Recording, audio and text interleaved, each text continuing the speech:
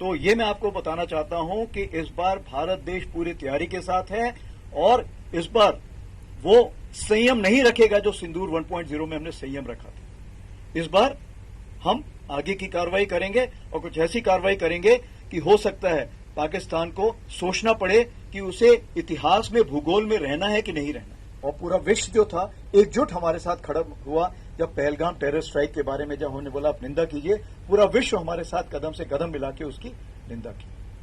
और जैसे आपको पता है टेररिस्ट टारगेट, तो 9 टारगेट हम लोगों ने नियुक्त किए थे और इस टारगेट में ये हमने यकीन किया था कि इसमें कोई इनोसेंट नहीं खत्म होना चाहिए और कोई मिलिट्री टारगेट को भी हम नहीं उस टाइम डिस्ट्रॉय करना चाहते थे। हम टेररिस्ट टारगेट को डिस्ट्रॉय करना चाहते थे, टेररिस्ट टारगेट में जो ट्रेनिंग देते उनको डिस्ट्रॉय करना चाहते थे और जो उनको इंडोक्ट्रिनेशन करते थे या उनको तरबियत देते थे, जिनको हम बोलते हैं कि उनके आका, उनको डिस्ट्रॉय करना चाहते थे। और यही चीज हमने 9 टारगेट में की, जिसमें 7 टारगेट में आर्मी ने किया था, 2 एयरफोर्स ने किया था। और इस बार हमने हर टारगेट को डिस्ट्रॉय करने का प्रूफ भी दिखाया दुनिया को। ये तो पाकिस्तान छुपा ले जाता था, बट इस बार हमने दिखाया कि ये देखिए यहां पे हमने ये डिस्ट्रॉय किया, ये डिस्ट्रॉय किया।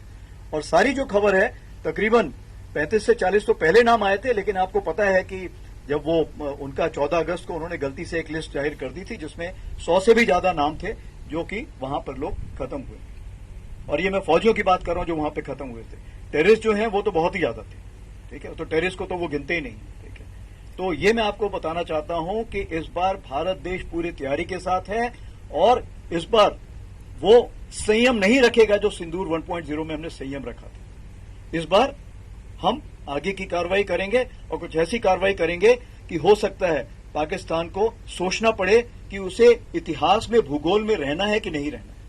अगर उसे भूगोल में अपनी जगह बनानी है तो उसके लिए उसे जो स्टेट स्पॉन्सर टेररिज्म जिसको हम बोलते हैं, यानी कि उसका देश जो टेररिज्म को स्पॉन्सर कर रहा है उसे रोकना पड़ेगा।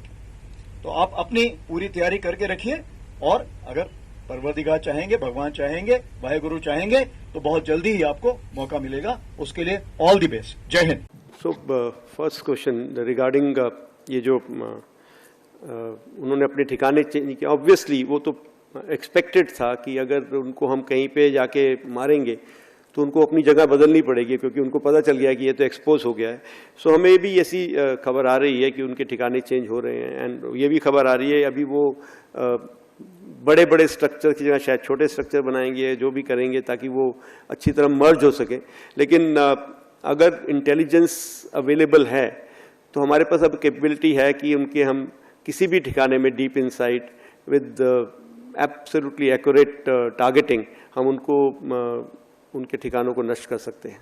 सो वो हमारे जो विकल्प हैं वो चेंज नहीं हुए हैं, इसमें हमारे विकल्प वही रहेंगे।